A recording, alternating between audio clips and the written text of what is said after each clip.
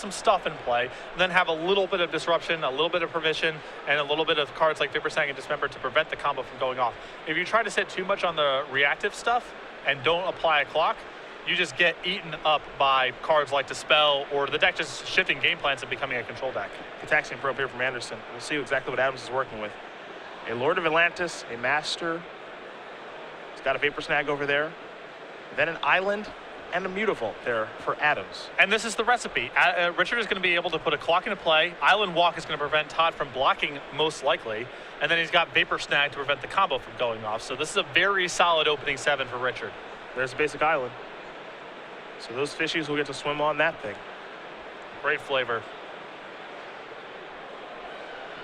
Richard Garfield, a master. Would be proud. Here's the Serum Visions. Todd will draw a card. It's because they swim. That's why. Thank you. That's why they have Island Walk. Thank you very much. Because they're swimming. Yeah. Todd will pass the turn back over to Adams. Looks like Adams picked up another copy of an Island. Lord of Atlantis is where we will go. Here's an attack for 2. Love it. It's just a very honest game that Merfolk plays. I mean, the revised Lord of Atlantis, the revised Islands, if that Curse Catcher became Merfolk of the Pearl Trident, we would be back to me age 14. True. Had this opening myself. See if Anderson can keep up with this opening. Vapor Snag, you turn that into Unsummon. Yeah. There's a Tarmogoyf that won't really get the opportunity to block. Now keep in mind, Lord of Atlantis itself doesn't have Island Walk. It grants Island Walk to all the other Merfolk. So if Richard were to play another copy of Lord of Atlantis or a Master of the Pearl Trident, life is good. As Tarmogoyf is a 2-3 right now. Life is pretty good regardless on Richard's side of the table.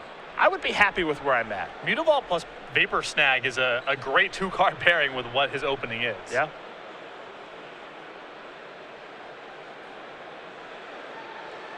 Land number 3 is an Island.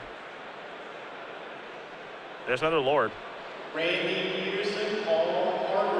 It's time to come across here for a lot of damage. 6 to be exact, unblockable. Anderson's down to 8 already. Now don't get tripped up by Summon Lord on the Merfolk. That's something that got errated when they redid all the creature types. Yeah. It's a Merfolk and says other. Dispel the draw. Todd could just be dead right now.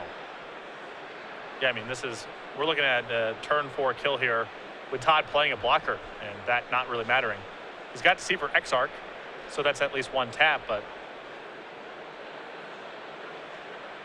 Todd is in a lot of trouble. And the combo is not going to be good here because the clock's too fast and Richard has Vapor Snag to break it up. So long as Richard uses that Vapor Snag correctly, it seems like he should be in the driver's seat here. Todd just going to pass the turn back.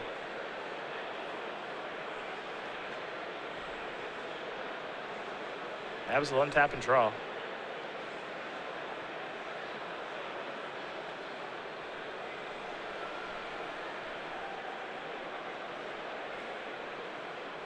There's the Mutavault. Learn about that one from the Gataxian probe.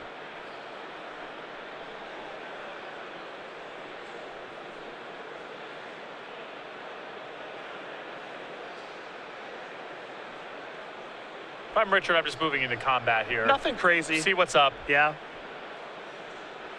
Todd has to have something not to die. Yeah, there's 8 points of damage on the table. Yeah. And Todd can't block. I don't mind playing another Lord preemptively if you're worried about something like Lightning Bolt breaking things up here, but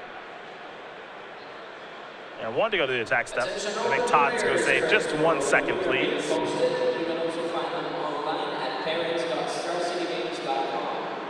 Yeah, this is the situation where Todd's trying to figure out a way to make, for Richard to make a mistake, and this is the situation where Richard used to not overthink things too much. Yep.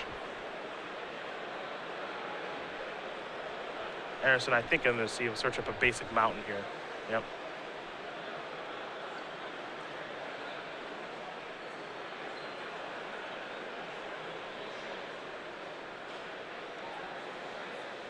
Now it'll be Deceiver Exarch time in just a moment.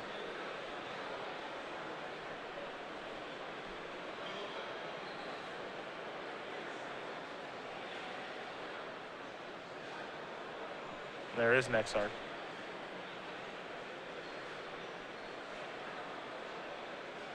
That's going to enter the battlefield. You get your trigger, of course. Todd gets untap target permanent he controls or tap target permanent Richard controls. He'll be tapping one of Richard's. Yep, that's going to do it. So there you go. Pretty simple stuff there. Richard Adams is going to win game number 1 here over Todd Anderson. And Merfolk will take down T Rich with just a pretty simple draw. Play Merfolk, play a Lord. You can't block, you lose. Yep, nothing too fancy there. Todd didn't have lightning bolts, and his blockers were no good. Richard's clock was extremely fast. Vapor Snag cut out the combo, and on to game 2. Game 2 is where we're going to go. We'll start with Anderson's sideboard. Just 2 copies of Huntmaster of the Fells, a Keranos, God of Storms, Threat to Disloyalty, a Dispel and Negate, a Counterflux, a Vandal Blast, a Deceiver Exarch, 2 Pyroclasms, an Instant Static Caster, 2 Ancient Grudge, and a Rending Volley. He's got some nice options here. Yeah, I like just loading up on removal here. Now, whether or not Todd wants to convert into more of a control deck, or if he wants to leave in the combo, it looks like he's bailing on the combo here. I see him siding out some Splinter Twins. I really just like cards like Pyroclasm, Rending Volley, Threads of Disloyalty, Huntmaster of the Fells, things to slow the game down, break up Richard's synergies, and Todd can eventually get to the late game where his stuff is more powerful. Every piece of removal here is valuable. What do we see on the Richard side from the Merfolk deck? 3 copies of Tidebinder Mage, 2 copies of Dispel, a Hibernation, 2 copies of Spellskite, a Monastery Siege, a Swan Song, a Spell Pierce, 2 copies of Seize Claim, 2 copies of Unified Will. I don't know how much of the counterspell stuff Richard wants to really bring in here. I think the copies of Tidebinder Mage are reasonable to bring in as a good answer to Tarmogoyf. I think the 2 Spellskites are also good insulation against Lightning Bolt. Also solid if Todd still has the combo in his deck somewhere. But I wouldn't really want to go too deep on the counterspell action here. But there is an argument for Swan Song, Spell Pierce, Unified Will. All these cards are reasonable. I just don't know how much of it Richard really wants. We'll see how much he wants to sideboard, and of course we'll see what Todd sideboards as well, as he can play this weird thing of just a normal control deck, or if he still wants to have the Splinter Twin stuff. Pyroclasm, Huntmaster of the Fells, backed up by Lightning Bolt, that's a really solid package against Merfolk. And based on what I saw while Todd was sideboarding, it looks like he's just bailing on the combo altogether. Which makes sense. You're playing against a blue deck. He's shown Vapor Snag, probably has Dismember, probably has other stuff in his sideboard to make getting the combo off a little bit more complicated. And Merfolk is not that great against the card Tarmogoyf. Yep. It doesn't have a lot of ways to get it off the table. It's just too big for the mana cost. So gotta swim by it. Yeah, exactly. Gotta swim around it. So if Todd can contain the board of wards on the other side of the table, Tarmogoyf and Snapcaster Mage plus Bolt, that's good enough to win the game. He doesn't have to actually combo off to beat Richard. These players will sideboard and shuffle up here for game number 2 as they found configurations it looks like they're happy with. We'll very quickly talk about the Star City Games newsletter. It's been revamped. It's your source for Magic the Gathering news. You get the latest on the Open Series. Of course, you're watching that right now.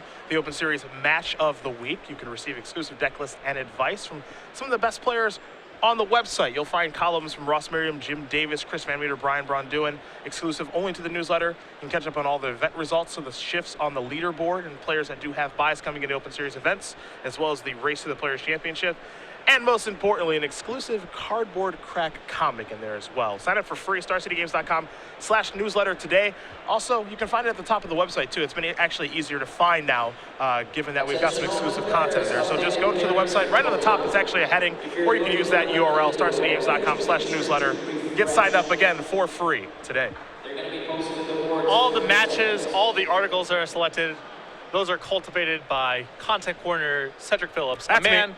of impeccable taste. That's so me. you know you're getting the cream of the crop. Thanks for the sell there. Yep. That was really nice of you. Todd Anderson, Richard Adams. That's who we're watching right now. Adams with a pretty easy game 1 win. See if Todd can tie things up here. Todd went 3-1 in the modern portion yesterday. Looks like he's off to a 3-0 start today. We'll see if he can put together another win with his Teamer Twin deck so he can go 7-1 through the modern portion. Again, this is the part that he was really happy about. Talking to him, he was thrilled that this was a modern/standard open. He's playing Green Red Devotion, it seems, at this point. I know he was considering that and Bant Heroic as his weapons of choice this weekend. But I think he leaned towards Green Red Devotion like the other guys from Roanoke. Well, he did pick up 2 losses in the standard portion yesterday, but if this were an all-modern tournament, I know there's a big all-modern tournament behind us. Our main event, 890 players actually moving around right now, getting ready for round number 3 of that open. He'd be thrilled to be playing in that. He loves modern, he loves playing this deck. This is a person with invitational and players championship aspirations, so I think he's going to stick it out here. Yeah. We'll see what Richard Adams can do to play spoiler here. Up again with the Merfolk deck, and it seems like a pretty good matchup for Merfolk, though things do get a lot more difficult for Richard after sideboard. Yeah, Todd is just going to become a teamer control deck. Yeah. And his creatures are a lot better than Richard's one-on-one.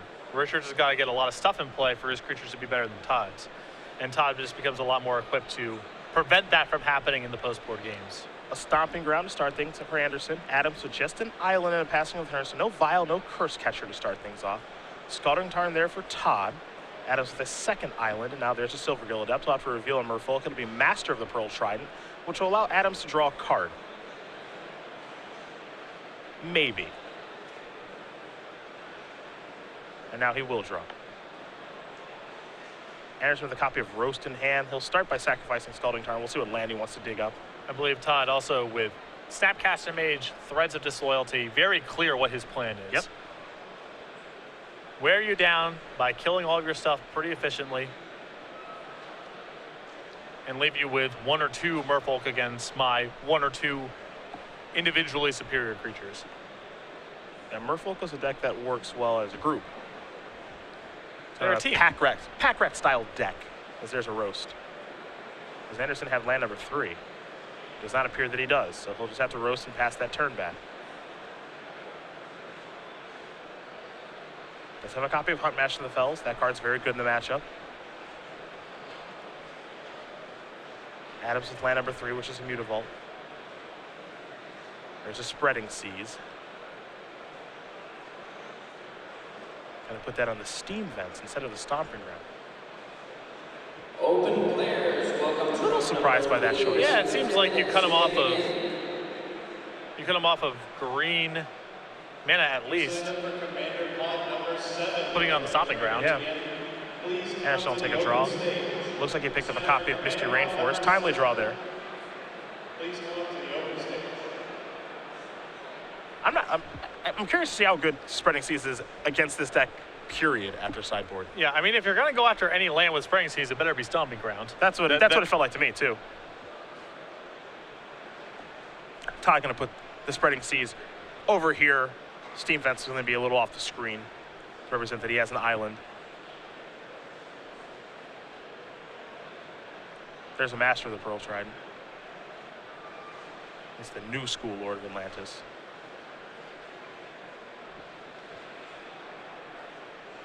See if Anderson wants to sacrifice his Misty Rainforest now or leave a land in his deck to up the chances of him drawing one. Looks like he will sacrifice Misty. I imagine we'll have a non-basic on the way. No fear of Blood Moon here, so just fix the mana. And he's going to put that Steam Vents onto the battlefield untapped. So perhaps a Pestermite or a Deceiver Exarch on the way. He's got 2 Pestermites in his main, 3 Deceiver Exarchs in the main as well, and then a 4th one in the sideboard. There is a Pestermite.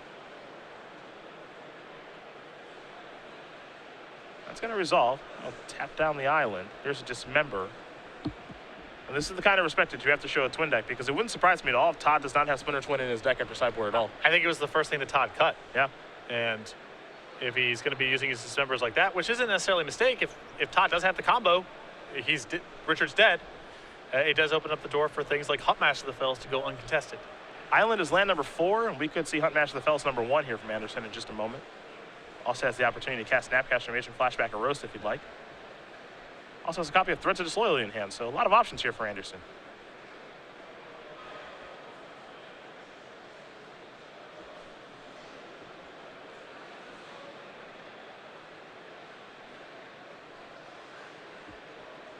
He's going to go with Threads. That'll take care of the Master.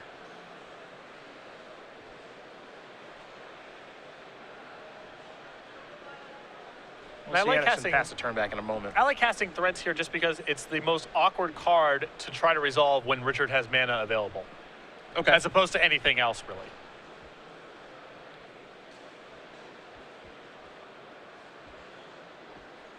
See a couple copies of Snapcaster Mage here in Anderson's hand. He's got a pretty good hand right now. It's also the card with the highest ceiling. If Richard doesn't have a Vapor Snag, it's very hard for this not to be at least a 2-for-1 for Todd. Silvergill Adept. reveals Marrow Reejery. Draws a card. Adams puts the island into play, plays the Reejery that Anderson knows about. He's moving along swimmingly. Get it? I did not want you to point that out. You get it. Yep. Because they're fish. Yep. There we go. You're firing on all cylinders. You said it, man. You're firing on all cylinders. Think swimmingly? Yeah. Can't just let me have one without pointing it out. We can't just do that. It's only fun if you point it out.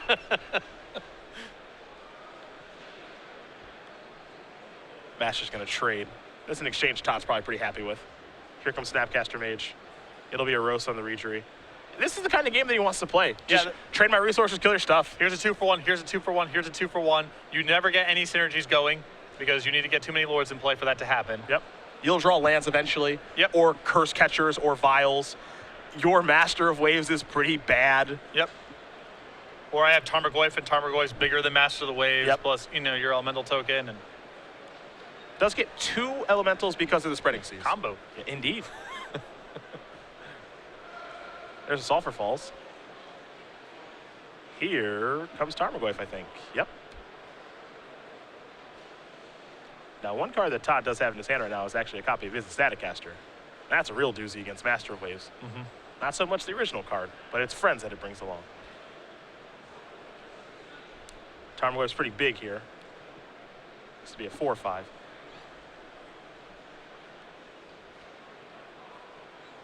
Anderson's not going to play the Staticaster too. That one's going to put a cramp in Master of Waves style.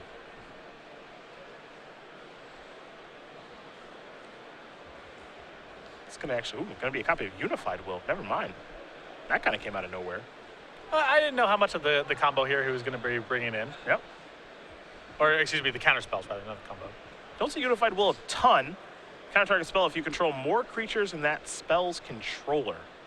Anderson looks like he might get into the red zone here with the Snapcaster Mage. Maybe he'll dial it back. He'll dial it back and pass the turn. This card's a great deal against combo decks when they're not bringing creatures to the table. It's a little sketchier against Todd because Todd actually has a lot of creatures post-board and is better at killing Richards. Mutavault's going to fire up.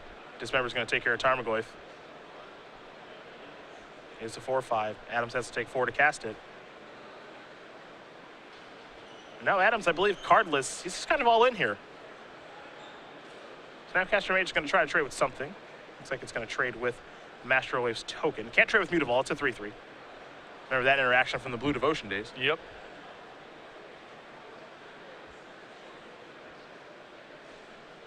The question is, does Todd need to block at all? Looks like he will. He'll take 5 points of damage. I think Todd's mentality should just be, in general, play defense. Yeah.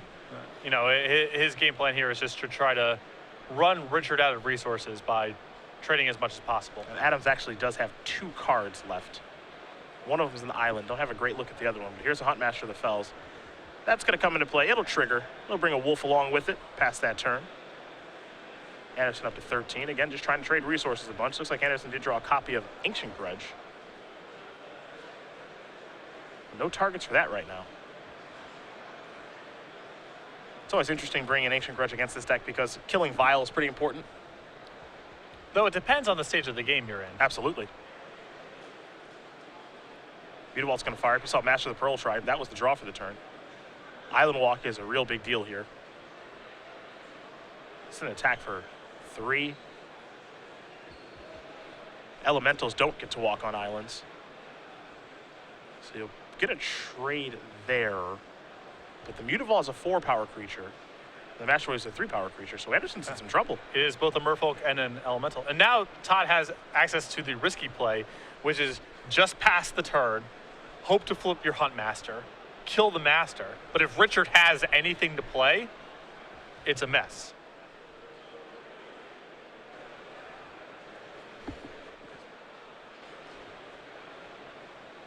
Because if Todd can shoot down the Master of the Pearl Trident, then now, yes, there's still a pro red creature coming across, but Todd might be able to answer the following turn. Yep.